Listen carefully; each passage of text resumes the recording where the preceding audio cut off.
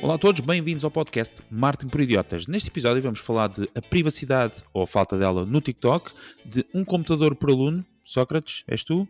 E por último, como ser um parasita marketeer. Se querem saber tudo sobre estes temas e as novidades de marketing desta semana, já sabem, deixem de ficar por aí, não mudem de canal. Olá a todos, sejam então muito bem-vindos ao 83º episódio do podcast Marketing por Idiotas, o vosso podcast internacional favorito, onde falamos sobre marketing, negócios e tecnologia. Olá, Fred. Viva! Olá, Miguel. Alô? E olá, Diogo. Alô? Hoje vou saltar aqui a parte que relembra quais os tópicos que temos mais neste podcast, porque quero que fiquem até ao fim para saber que temos sempre mais. Muito bem, Miguel, vamos ao teu tema, com uma afirmação de que tu és um parasita. É verdade. E sobre como ser um marketeer parasita. Nós hoje vamos fazer uma viagem no tempo, até 1996, quando o mundo ainda era a preto e branco, as dunas eram como divãs e as coisas passavam-se em câmara lenta como na TV. Eu faço esta viagem até 96 porque é um resultado de 1996 no Google que me lançou num processo de descoberta de uma técnica de marketing digital aparentemente antiga. Eu andava na net à procura de técnicas de digital para B2B, B2C, para SaaS, e esta técnica que eu venho falar hoje é do marketing parasita. Então, em 1996 falava-se do marketing parasita com o seguinte conceito. Tal como na natureza existem parasitas que habitam o corpo do hospedeiro, aproveitando os recursos existentes para seu proveito. Também no marketing existe uma forma de aproveitarmos os recursos de uma empresa em nosso benefício. Engane-se quem pensa que os parasitas são aqueles que só tiram proveito e não dão nada em retorno. No próprio corpo humano, bem, expresso mal de ciências, no próprio corpo humano existem parasitas dentro do estômago que nos ajudam a digerir alimentos, a eliminar as toxinas e são benéficos para a saúde. No marketing não estamos a falar de técnicas de black hat, como aquelas que o Fred referiu na semana passada, nem de truques. Este artigo de 96 fala sobre esta técnica de marketing no tempo em que o marketing era mais visível nas grandes cadeias de retalho e nos hipermercados. Na realidade de 1996, a ideia era abrir lojas perto de lojas que façam muita publicidade, pois é certo que as lojas vão ter muito tráfego de rua que pode ser partilhado pelos seus vizinhos, não é? O artigo também refere que a internet provavelmente será o sítio, vejam isto em 96, onde este tipo de marketing será mais bem aproveitado no futuro se pedirmos aos grandes sites para colocarem links para os nossos pequenos sites. Uma técnica de SEO bem conhecida, também não é nada de novo. Agora a grande questão é, como é que este conceito de marketing parasita funciona em 2022? Eu basicamente na última semana andei a tentar perceber como é que eu podia ser um parasita e andei a fazer aqui pesquisas e a desenvolver contactos para o meu novo produto, o bubbleleads.com. Sim, estou a fazer publicidade descarada. E vou deixar aqui uma pequena framework que encontrei e que já me está a trazer bons resultados. Esta técnica que eu vou apresentar pode ser boa em B2B, mas também em B2C. Muitos de vocês provavelmente já a conhecem, mas não conhecem com este nome, marketing parasita, ok? Em primeiro lugar, é encontrar um negócio ou um parceiro que já esteja a vender que já esteja a vender produtos e serviços aos vossos clientes ideais e que não seja um concorrente direto ao vosso negócio. É importante que isto não funcione com concorrentes diretos vossos. O segundo é propor uma parceria em que oferecem produtos e serviços exclusivos para aquela audiência, ok? E o terceiro, no caso de empresas de software, aproveitar as APIs públicas e todas essas coisas que existem e os ecossistemas que já existem criados. Qual é que é a ideia aqui?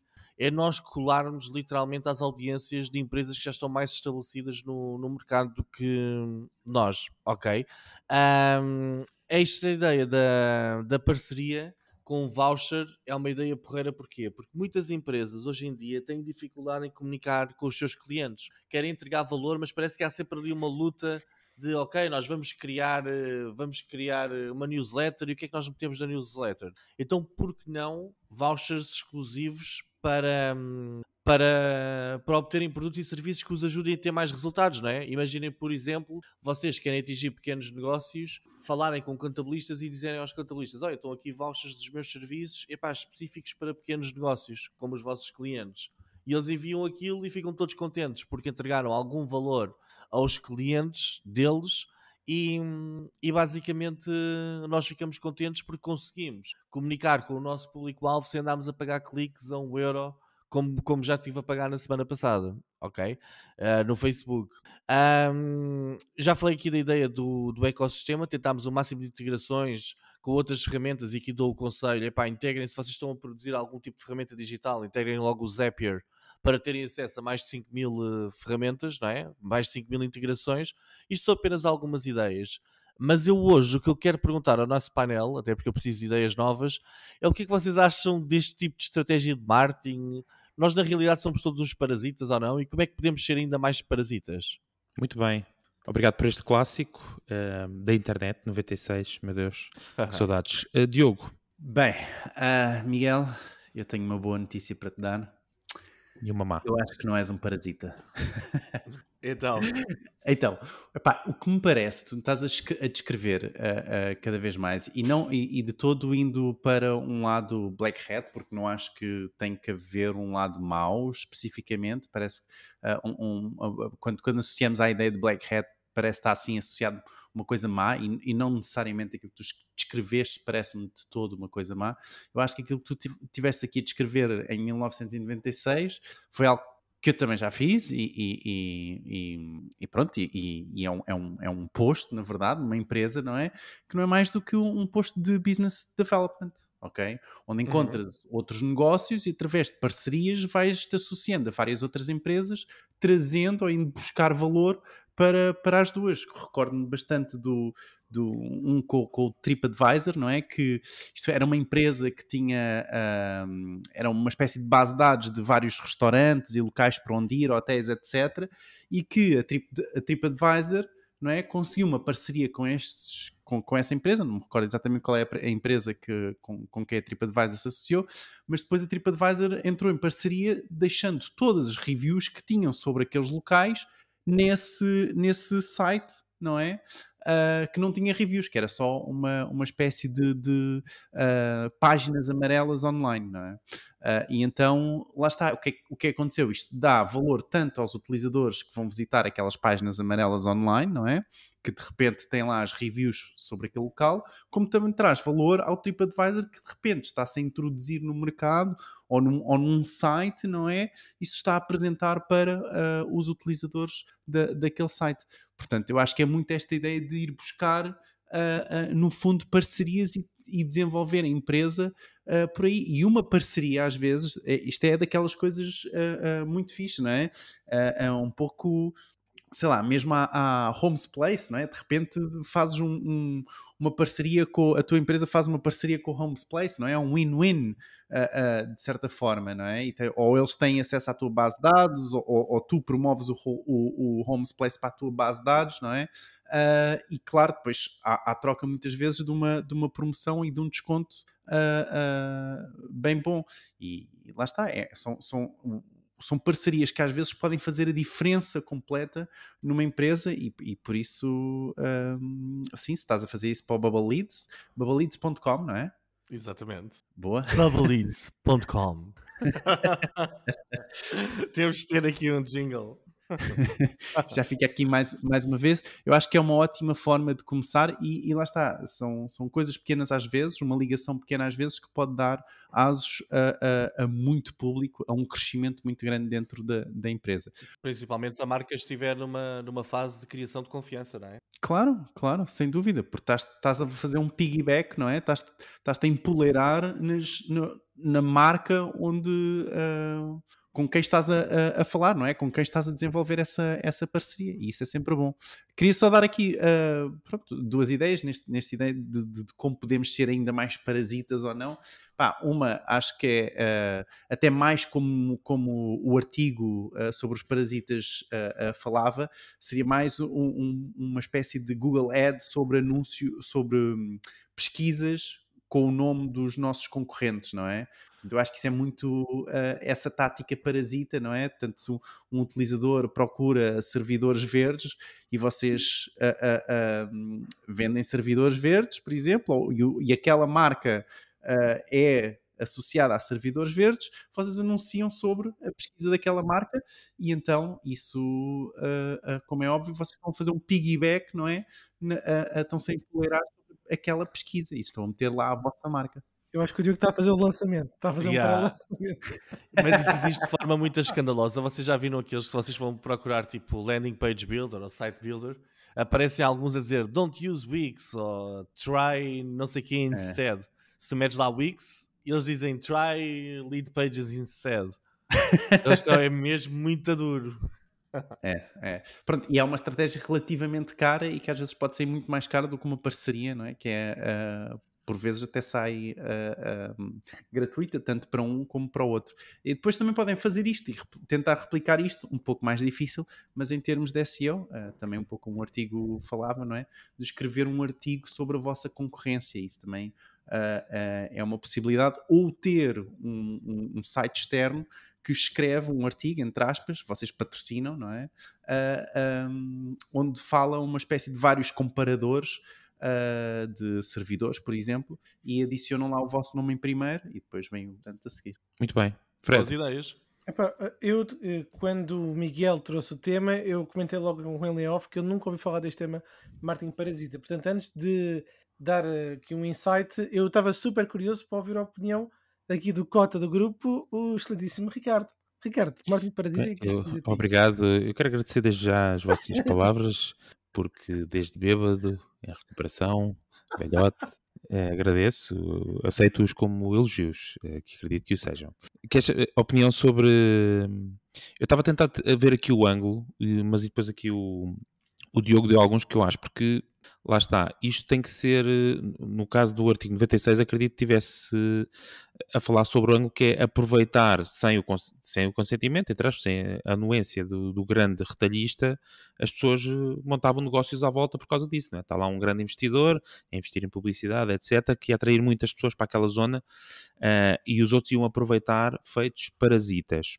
Isto hoje em dia, desculpa, que talvez Sim. não tenha dito na primeira parte inicial, também se utiliza muito isto, é com a questão das APIs, porque geralmente estes grandes softwares lançam uma API que é pública e depois de repente há marcas que se colam literalmente a essa API e Sim. começam a desenvolver muita coisa de funcionalidades que não estão cobertas pelo software original, às vezes com parceria ou sem parceria, e uma das estratégias que tentam lançar é criar tudo aquilo que não esteja desenvolvido para depois serem comprados pelo software original. Então, tipo, olha, corrija-me se estiver errado, os agendadores de posts, antes de haver de possibilidade de agendar posts no Instagram, etc., usavam as APIs para fazer, precisamente para fazer isso. Sim, olha, se calhar vi isso também mais como esse tipo de estratégia, se bem que pode ser também só uma exploração de uma lacuna que a ferramenta não tem, que não está ao alcance de todos. Mas isto para dizer que o Diogo deu um exemplo, mas que a esta hora da manhã eu não consigo precisar, que me parece mais esse estilo, que é o aproveitamento não é da imagem, mas dos recursos de uma grande empresa para nós conseguirmos alavancar. A questão que estavas a falar, Diogo, dos anúncios contra a concorrência, pois isso em parte também é parasita. Se bem que é um bocadinho mais agressiva e era o concorrente abrir uma loja à porta. Não sei, mas acho que... Na verdade, desculpa interromper-te, Ricardo, no artigo ele dá exatamente esse exemplo, não é? Portanto, é tu teres um hotel, por exemplo, que oferece uma sala de conferências a 100 euros por dia, imagina, Sim. e tu crias ao lado uma sala de conferências a 80 num local mais pequeno, mas como sabes que o outro é uma marca maior e vai atrair mais clientes, tu ao teu lado, anunciando o preço, vais conseguir puxar muitos clientes para lá. É um pouco algo que o artigo refere. Mas lá está, isto é muito... É uma estratégia de seguidor, não é? Na verdade, nós até demos isto na universidade, não sei se recorda, não é? Um pouco McDonald's, Burger King. Sim, em parte. Mas acho que sim. Acho que há algumas coisas, como o Fred se calhar vai dizer agora, roçam algumas das técnicas mais conhecidas de Black Hat. Porque, na verdade, parasita, não sei se necessariamente era uma coisa positiva no ângulo do artigo. Porque é, no fundo... Força. O ângulo que eu estava a ouvir o Miguel e pensei, mas eu depois fui pesquisar um bocadinho e não vi nada de positivo. Pois é, Mas acho que pronto, o Miguel fez ali uma receita onde o sabor era todo ele agradável. Não, sim, porque é assim, primeiro para os nossos ouvintes nós temos uma responsabilidade de entregar só técnicas que sejam legítimas, não é? E parece-me que aqui entreguei é uma boa estratégia, porque se forem a ver como é que nós conseguimos segmentar pequenas empresas e conseguimos este tráfego, eu não quero chamar grátis porque tem custos, não é? mas conseguimos tráfego a um valor mais baixo do que hoje em dia com o Google Ads e com o Facebook, Instagram, etc. Não é? É uma forma de tentarmos apanhar isso. Eu gostei bastante daquilo que tu disseste ao Diogo, fazeres artigos sobre a tua concorrência. Pronto, era isso. Olha, obrigado, Miguel, porque era precisamente esse o exemplo que eu ia dar, que o Diogo frisou, e que eu acho que isso é um bocadinho, que é aproveitar, por exemplo, a procura muito grande por determinadas palavras-chave, que podem ser de um concorrente, por exemplo, ou de um produto concorrente, e tu alavancares, obviamente, essa procura com artigos próprios, com o tradicional, que foi o que o Diogo disse, dos comparadores, não é? Vem lá 10, mas o teu, pronto, é tipo, não instala o Wix e depois metem lá o comparativo e o teu é sempre melhor do que o Wix. Mas Fred, fala lá do ângulo morto. Pronto, vocês já têm algumas soluções aqui em cima. Eu acho que numa visão assim mais macro, que eu vejo é que o Miguel está à procura de soluções inovadoras, com parcerias ou sem parcerias, nos contextos que ele foi dando. Mas pronto, eu acho que para as pequenas e médias empresas, para as startups, o desafio realmente é muitas vezes como é que se pode inovar com um orçamento baixo. E o Martin Parasita, as sugestões que o Miguel deu, a mim pareceu-me que era muito nessa onda. Eu acho que, embora a necessidade possa muitas vezes ser a mãe da invenção, também pode dificultar a inovação. Tentar construir a próxima empresa de automóveis sem condutores com um orçamento reduzido não é muito plausível. Agora, para todos os tipos de organizações, apostar numa má ideia durante demasiado tempo pode ser problemático, e algo que pode ajudar é, colocar um produto mínimo viável só para ver se aquilo pega e fazer as parcerias para tentar ter algum mínimo tráfego ou seja, com essas parcerias, o tal paratita que o Miguel falava, entre aspas, tentar perceber se é possível matar a ideia, arranjar advogados do diabo para perceber se há dificuldade ou não, se há razões emocionais da compra, às vezes políticas, às vezes financeiras, dependendo do produto ou serviço e o mercado onde se quer atingir.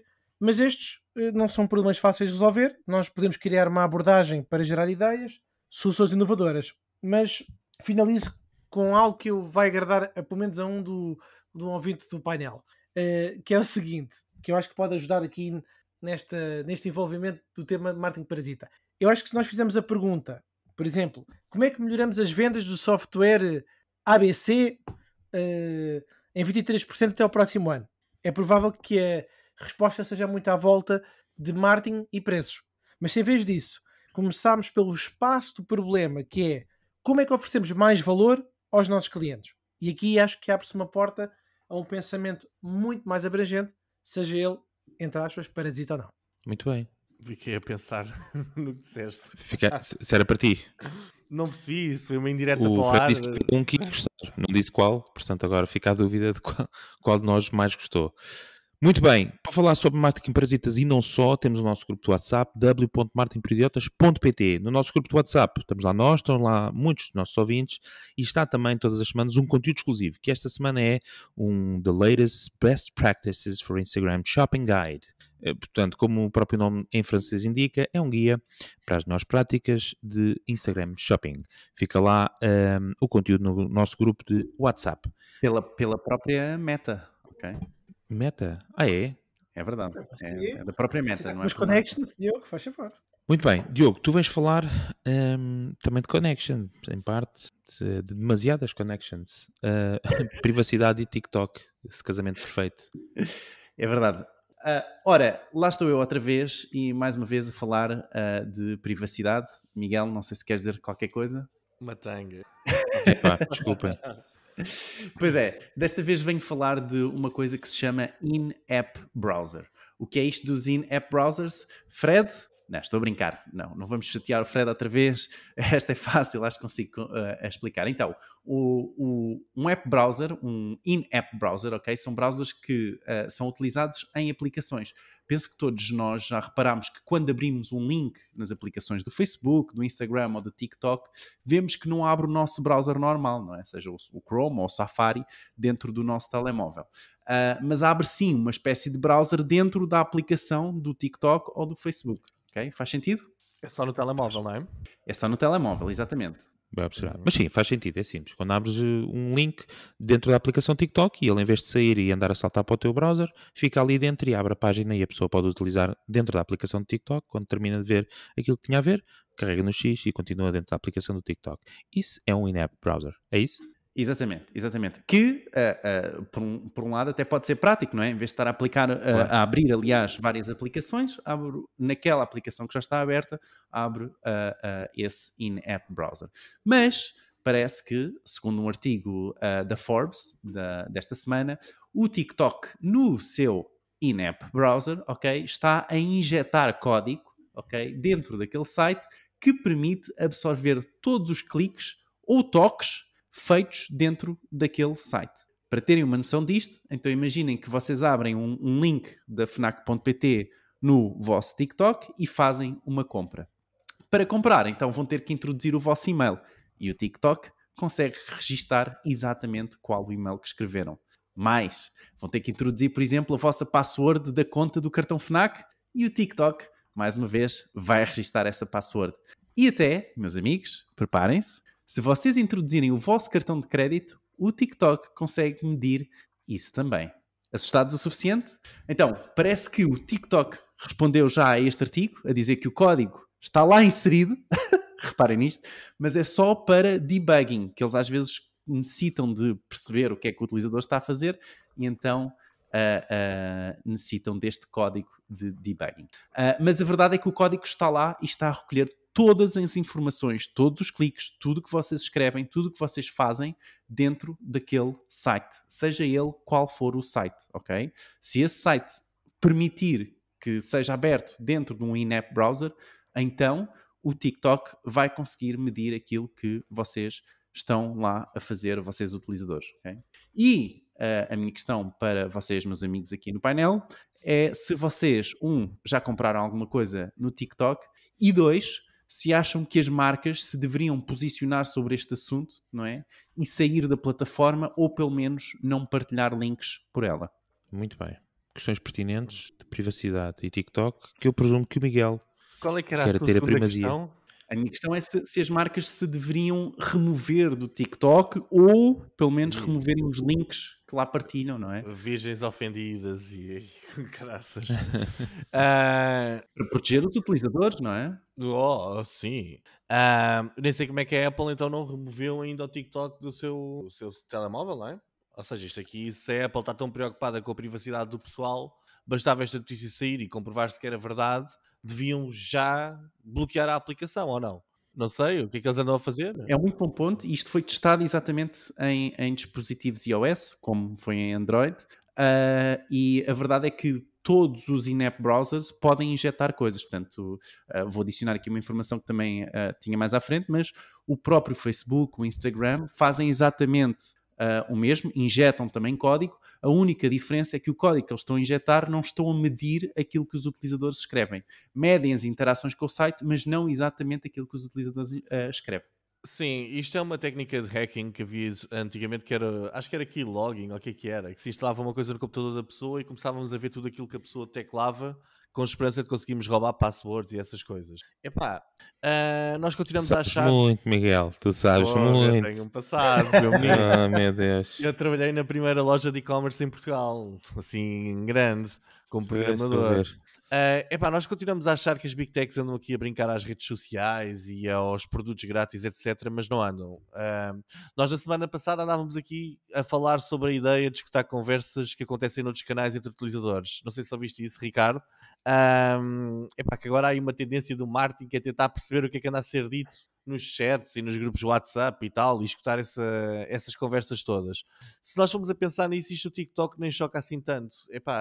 Nós temos de perceber que não há borlas. Neste momento, todas as empresas andam a lutar pelos nossos dados, enquanto este modelo de utilizar grátis se mantiver, isto vai continuar. E isto é só as coisas que nós sabemos. Nós não fazemos ideia nenhuma de todo o resto da informação que anda a ser roubado. Por isso é que eu digo sempre, a privacidade é uma tanga. Os tipos do RGPD devem andar a rebolar na campa, não é? Se ainda estiverem vivos. Não, acho que estão todos ainda. É uma coisa bastante recente.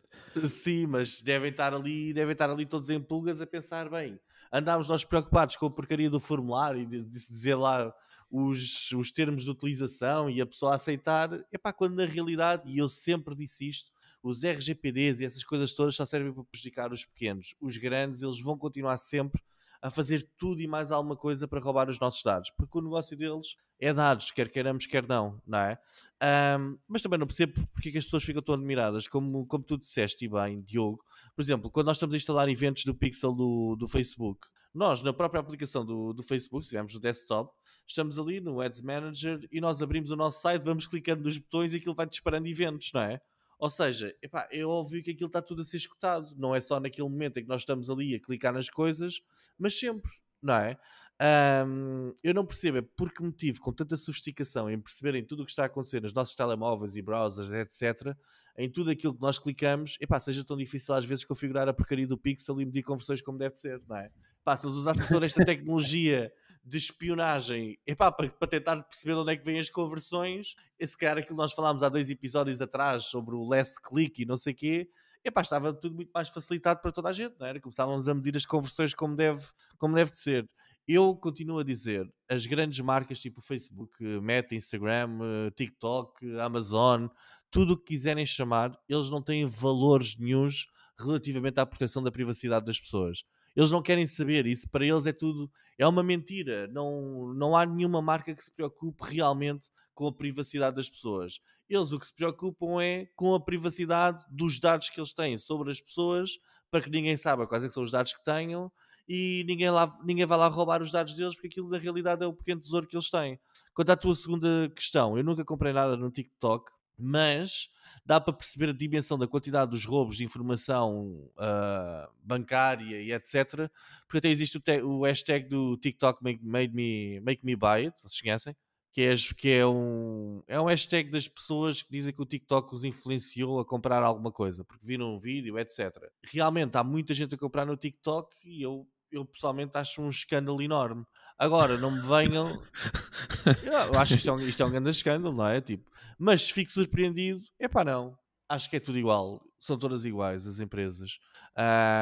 Onde roubar sempre que puderem roubar, provavelmente até estão a roubar coisas que nós ainda não sabemos e há de ser sempre assim. Enquanto o modelo de negócio for, os nossos dados servem como pagamento. E é o que eu tenho a dizer. Muito bem. Fred.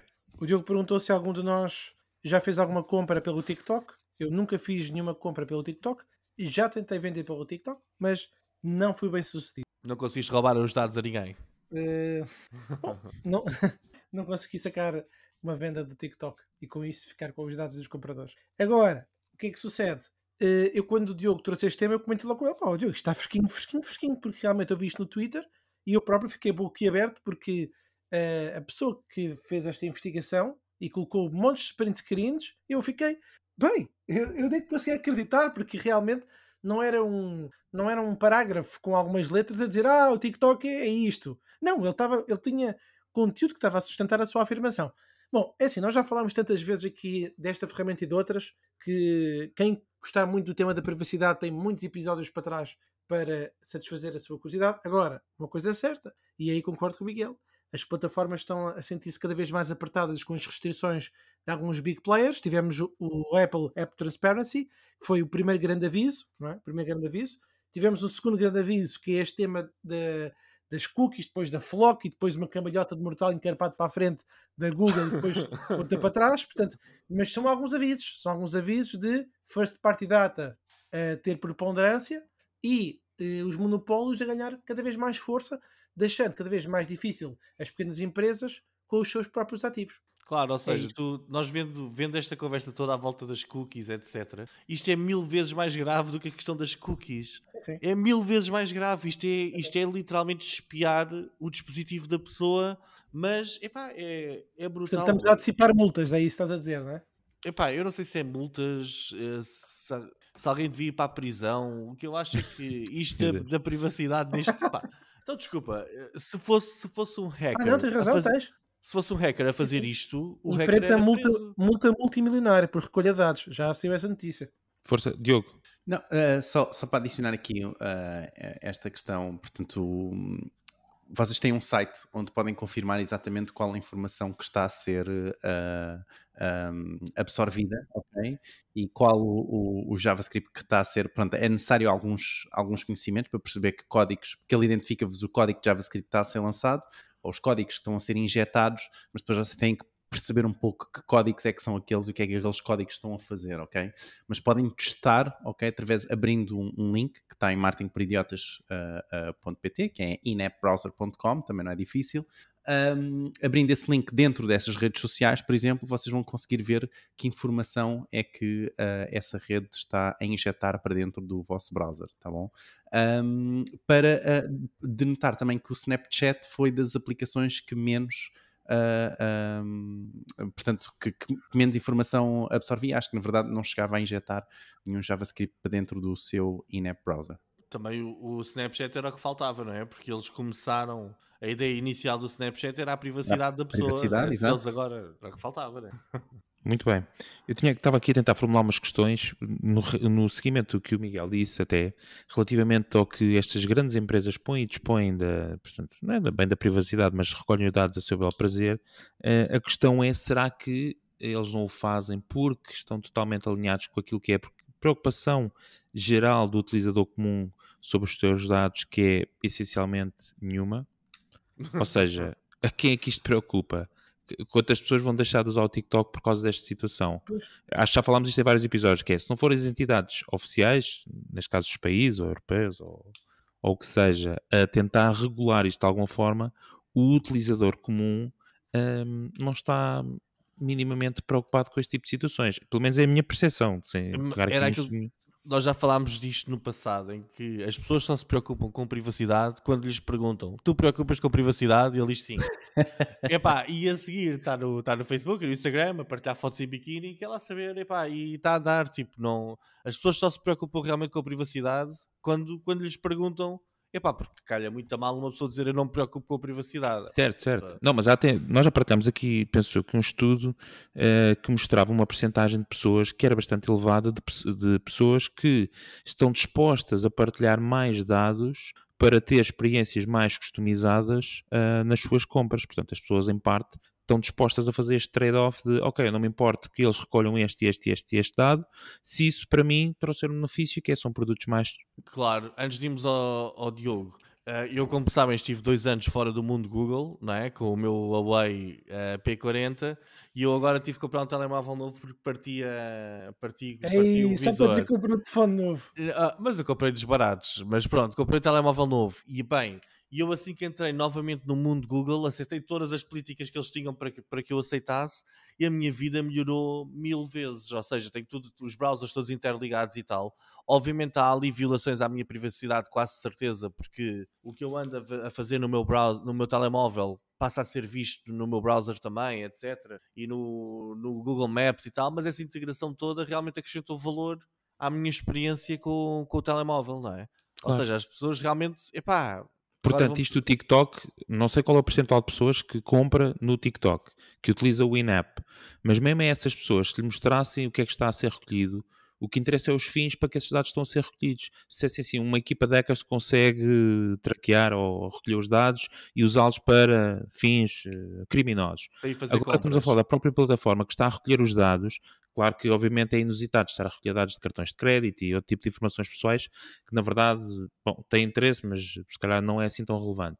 Mas, no final do dia, o utilizador comum não vai sentir na pele a recolha de dados, ou seja, não vai sentir a sua privacidade violada, por assim dizer. Pelo menos é o que eu entendo. Portanto, na verdade, isto, apesar de ser escandaloso, entre aspas, as pessoas também estão muito na linha da satisfação instantânea. Portanto, vão continuar a usar o TikToks e os Instagrams e os Facebooks e tudo aquilo que vier de seguida, mesmo que continue a recolher dados assim de forma bárbara e selvagem. Sim, mas acho que quando as pessoas são confrontadas com a informação que está a ser recolhida, não é? Se te aparecesse um aviso que o TikTok está a monitorizar o seu cartão de crédito, o TikTok está a registar a password que você utilizou no seu cartão FNAC e possivelmente o utiliza noutros sites. Mas está a usar ou está a recolher? Está a recolher, desculpa, é um bom ponto. Está a recolher, não é? Portanto, mas, por exemplo, pensa lá uma coisa. Quando tu preenches um formulário, não é? Eu preenchi um formulário. Pronto, eu estou a dar aqueles dados, não estou a dar ao TikTok, estaria a dar porque estou a fazer uma compra, estou a dar os dados ao gateway de pagamento, pronto, whatever. Certo. Portanto, é um dos dados que eu estou disposto a partilhar. Agora você assim, o TikTok está a FNAC, não é? Não partilhar certo, com o FNAC, mas o TikTok também viu. Está bem, certo, mas eu fiz lá uma compra no TikTok, pá, pronto, ok, tudo bem, eles viram. E o TikTok diz, na segunda vez que tu clicares no link da FNAC, já tens a password preenchida. Aí, olha que fixe. Olha, estás a ver, não já precisa só de tem que pôr. carregar. Já tens o Exatamente. cartão de crédito também? É isso? Bué conveniente. Bué conveniente. Olha. Por exemplo, o próprio Stripe, eles têm uma forma de pagamento que é, queres criar agora uma coisa qualquer para um one-click checkout do futuro, acredito que seja feito com base em violação de dados pessoais, nesse sentido. Essa funcionalidade para fazeres o one-click checkout no futuro, tu tens, os dados ficaram guardados do teu cartão de crédito, por exemplo. Bom, mas resumindo isso para lançar a discussão de que, na verdade, eu pelo menos acredito que na generalidade das pessoas, a grande maioria não está sequer dentro deste tema da privacidade e não se incomoda assim tanto. Estão a fazer dancinhas, é isso. Pronto, é isso. Exatamente, a dança é muito mais interessante. Deixa-me só adicionar aqui um ponto, que é, isto na verdade é uma questão fácil de resolver, porque é possível nós termos um código no site que não deixa, ou que pelo menos reencaminha os utilizadores a abrir o site num browser e não dentro de um in-app browser. Portanto, é uma coisa muito fácil de implementar. Muito bem, agora diz uma coisa, tu vais implementar esse código para perder a oportunidade de conversão? Tu fazias isso? Tu preferias perder conversão e mandar as pessoas para proteger, ou seja, do ponto de vista ético, sim, certo, não é? Como marca, sim, mas no final do dia tens que apresentar resultados. Se dissessem assim, olha, se mantiveres o código que funciona em app, tens uma conversão de Y. Se mandares as pessoas para o browser, tens uma conversão de Y menos 40%. Até porque o próprio TikTok pode estar a recolher essa informação para beneficiar as marcas a seguir. Do género, para perceber as ações que foram feitas no site, para conseguir fazer traqueamento que não é possível fazer com cookies ou com outra coisa qualquer, não é?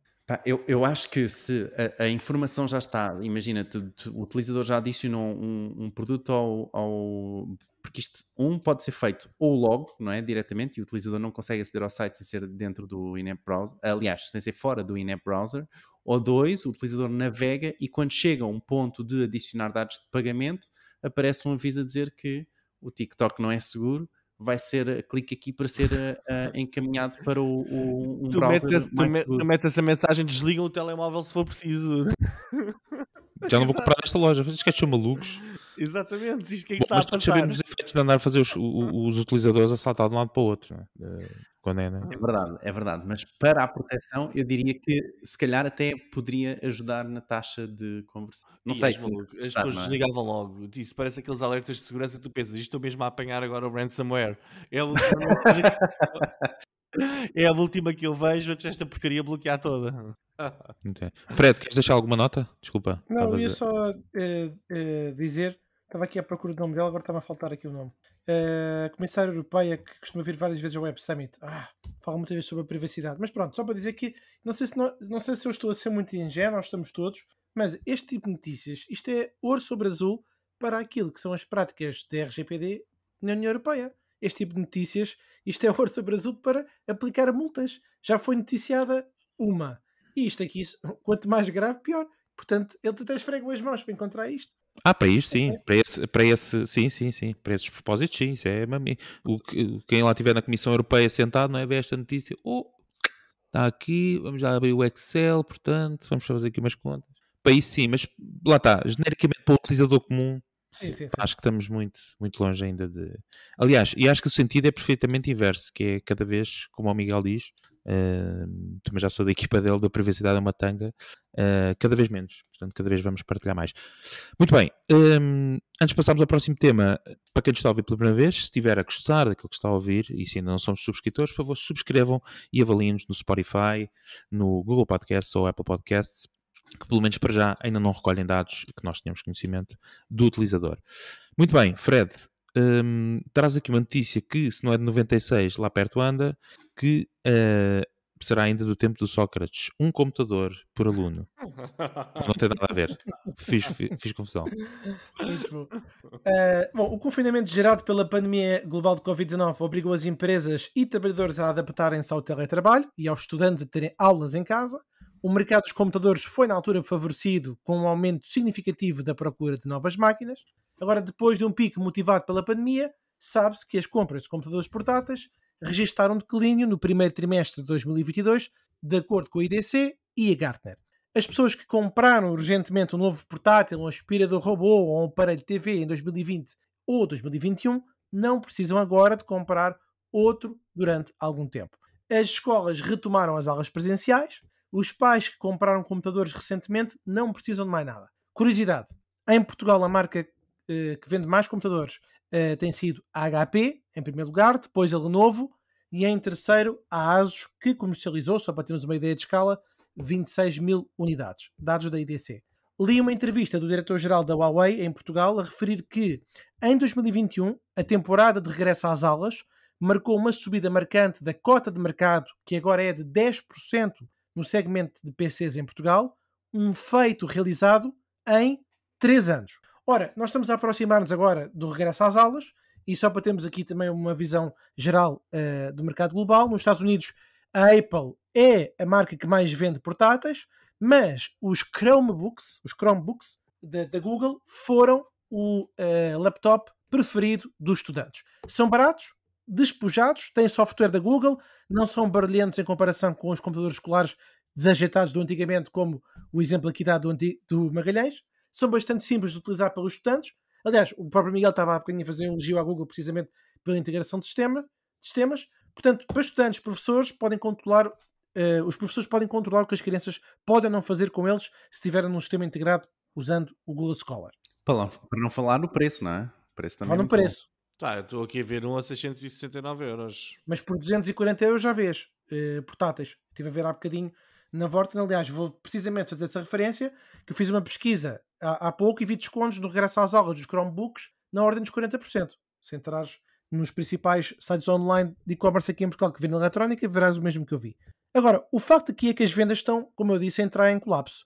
O número de Chromebooks vendidos em abril, maio e junho foi metade do número vendido no mesmo período em 2021, de acordo, novamente, com dados da IDC. Portanto, isto faz parte, na minha opinião, de uma tendência geral da eletrónica, a minha opinião, e os dados estão a mostrar por si só.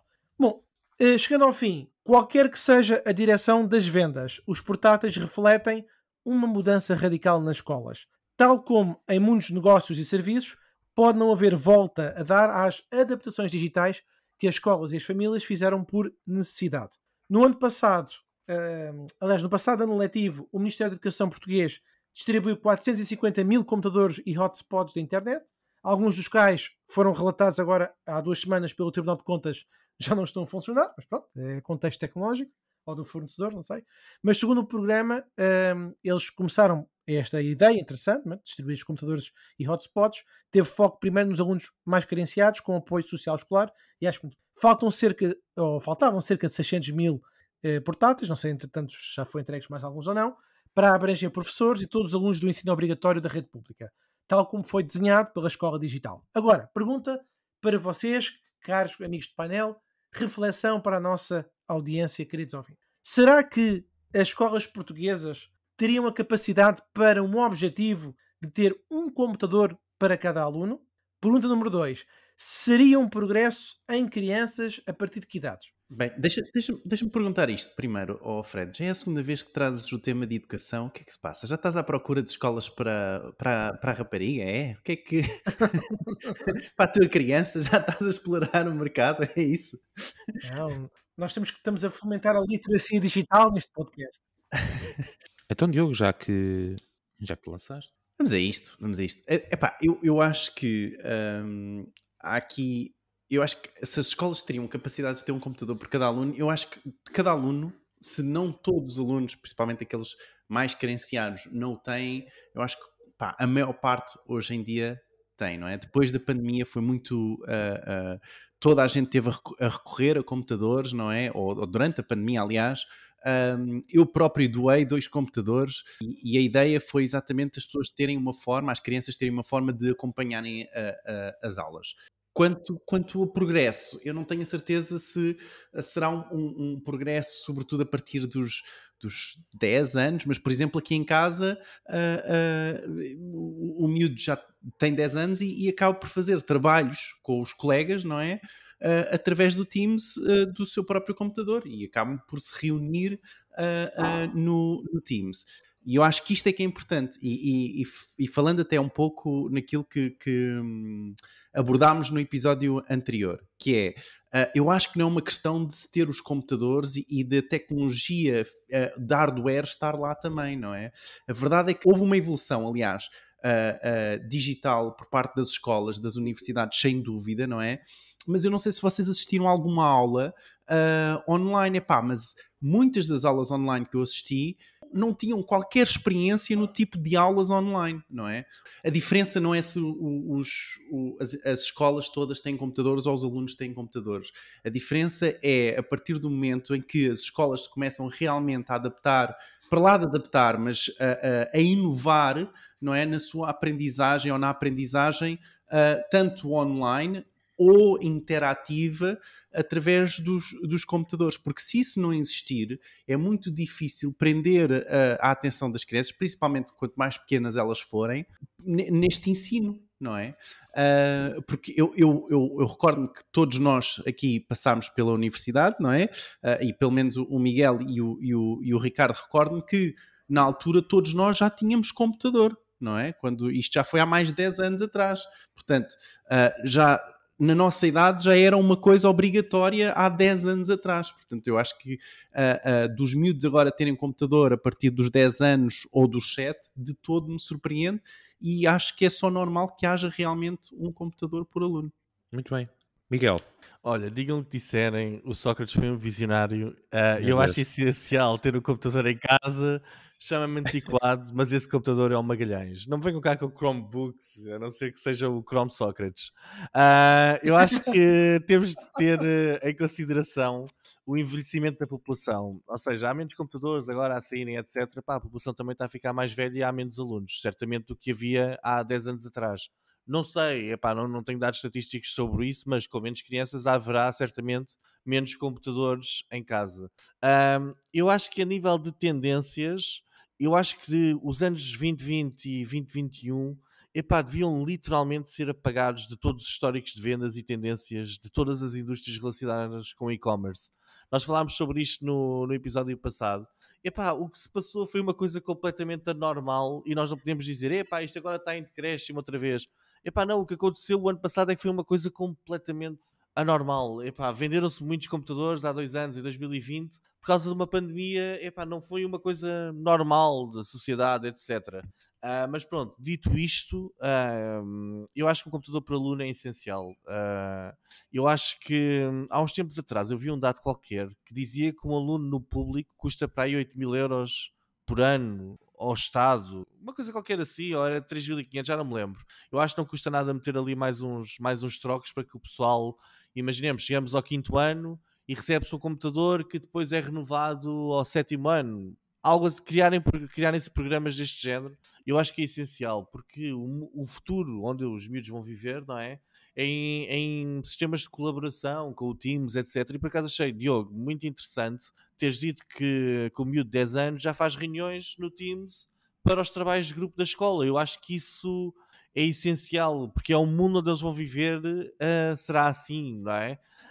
Mas mais do que se apostar em dar um computador a cada aluno, eu acho que se devia estar a falar, a nível de educação, em apostar em dar cultura também digital, ou seja, começarmos a ajudar a criar literacia digital em relação a diferentes temas que afetam a sociedade, o mundo do trabalho, mas mesmo eles enquanto indivíduos, não é? Por exemplo, nós tivemos vocês já viram aquele documentário do Netflix, daquele que fez o site das miúdas e que depois estavam lá, apareciam nuas. Eu já não me lembro do nome dele. É o isanyoneUp.com. Ele tinha um site e tal. Havia ali uma cultura inteira à volta daquilo. E acho que é importante nós ensinarmos mais como lidar com o mundo online. Claramente, uma pessoa que tenha 40 anos hoje em dia já tem mais ou menos a noção, porque nós passámos pelo momento da revolução e nós fomos adolescentes quando o online apareceu, não é? Mas uma pessoa mais velha não tem essa noção, não é? E acho que se tem de criar, tem de se apostar em dar literacia digital às pessoas. Não é só dar um computador, toma lá, está aqui isto para usar o Word. Não, eu acho que nós temos que começar a aprender a ser criadores, utilizar ferramentas como deve ser nos computadores, não é? Acho que não é uma questão só de entrega, toma lá este desfavorecido, toma lá um computador agora desenrasca. Não, nós temos de dar mais do que isso, não é? ajudá-los a adaptarem-se a este mundo novo. Pá, já me perdi completamente na minha resposta. Mas sim, dar computadores eu acho que é essencial e acho que a partir dos 10 anos faz perfeitamente. Acho que é completamente. Faz sentido. Epá, é obrigatório, porque tu vais fazer trabalhos para a escola. Eu acho que é importante também teres aquela coisa de escreveres à mão e fazeres os trabalhos à mão como nós tivemos de fazer.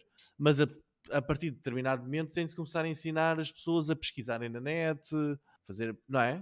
Utilizar as ferramentas que estão disponíveis no mundo real. Pode parecer uma coisa assim absurda, mas há muita gente que não sabe pesquisar como deve ser no Google. Há muita gente que chega lá e não sabe fazer pesquisas profundas no Google e tipo continuar ali a batalhar, etc. Pá, não sei. Mas acho que é um bom tema, sim. Muito bem. Sim, senhora. Bom, antes de mais, ensinar às crianças o santo grau, neste caso os trabalhos da escola, que é o comando, neste cac, desculpa, Ctrl-C, Ctrl-V. Olha, por exemplo, desculpa, é que já nem é o Isso é Ctrl-C, básico. Ctrl-V. As crianças apanham uma ferramenta tipo wordplay.ai, aquela que o Fred falou aqui há uns tempos atrás, e fazem o trabalho todo da escola. Como é que a escola está preparada para lidar com esta nova realidade? Nota, é do AI ou é do aluno? Não, porque o AI não pode ter direitos de autor, segundo o que nós. Então os direitos são do aluno. Mas é uma Não, discussão mas- interessante. Sim, como é que a escola vai lidar com a inteligência artificial para os trabalhos da escola? Como é que vai lidar com isto, não é? Não é? Pá, temas interessantes para pormos. Vamos chamar um especialista da AI, o Miguel Vieira, para vir falar sobre AI e sobre os direitos do AI e o futuro do AI. Ai, Olha que criar agora um software que fizesse trabalhos da escola utilizando inteligência artificial, é cobrar 5 $5 a cada miúdo por cada trabalho e ias ver se isto aqui não bombava a sério. Miguel, o Bubble Leads eu sei que não está, mas sabes que as startups fazem pivot. Portanto, Exatamente. Não é? Ou seja, e fazes uma tese de mestrado toda por AI. Tumbas. nós já falámos disso, não falámos? Num artigo científico gerado por um AI. Pois. Acho que falámos disso. Muito bem. Estão fechados os temas? Alguma nota final? Não? Então vamos passar ao nosso momento do Twitter, onde vamos... Acho que vamos. Vamos, sim, senhora. Dar as boas-vindas aos nossos novos seguidores da nossa conta de Twitter, Martin Idiota. E são eles... Então, esta semana temos o Team IT e o Felipe Pedro. E ele tem o nosso follow back. Só desacrescentar aqui um shout-out do Nuno Lopes Monteiro, que nos deu, que veio aqui interagir connosco no Twitter e dizer ao Miguel que afinal há pessoas aqui a interagir. Meu Deus, ao 83º episódio temos interações. Mais de 1 ano e meio depois. É verdade. Bom, sem mais demoras, vamos ao momento das rapidinhas, as notícias de marketing digital em Portugal e no mundo. Força, Diogo. Vamos a isto. Então, a Google diz que vai lançar brevemente o Helpful Content Update, que deverá despromover todos aqueles artigos que são escritos propositadamente para ficar nas primeiras posições, ou seja, privilegiam a máquina versus os humanos, mas por agora vai ser só em inglês. Okay? Portanto, a ideia é todos aqueles artigos sobre reviews mal feitas, tudo para ir para um site da Amazon de afiliados, que vá tudo embora e sai tudo das primeiras posições. Vamos ver o que é que vai acontecer. Ele vai ser lançado em princípio no início de setembro. Mais, o YouTube Podcasts, uma página dedicada a podcasts no YouTube já está live, mas nos Estados Unidos, parece que o lançamento está para breve. Mais, com 54,7 milhões de euros, nós foi o maior anunciante em Portugal de julho, aliás. A Netflix anunciou que não haverá publicidade nos programas infantis. Ups. Mas o Google Analytics 4 vai começar a medir automaticamente o envio de formulários nos vossos sites. Portanto, sem qualquer implementação adicional, vocês vão conseguir criar conversões a partir de validação de formulários. Ok? Atenção que isto não vai fazer como o TikTok, não deverá ir buscar a informação dentro desse formulário. Nem penses nisso, Diogo. Nem penses nisso. Até deve estar doido. Mas o LinkedIn lançou o seu novo Audience Insights. Mas quase a acabar, parece que a Apple quer aumentar o seu negócio de anúncios. E por último, agora sim, o Snapchat passou a 1 milhão de subscritores pagos. Okay? Já ultrapassou, aliás, 1 milhão de subscritores pagos na sua plataforma. E é tudo.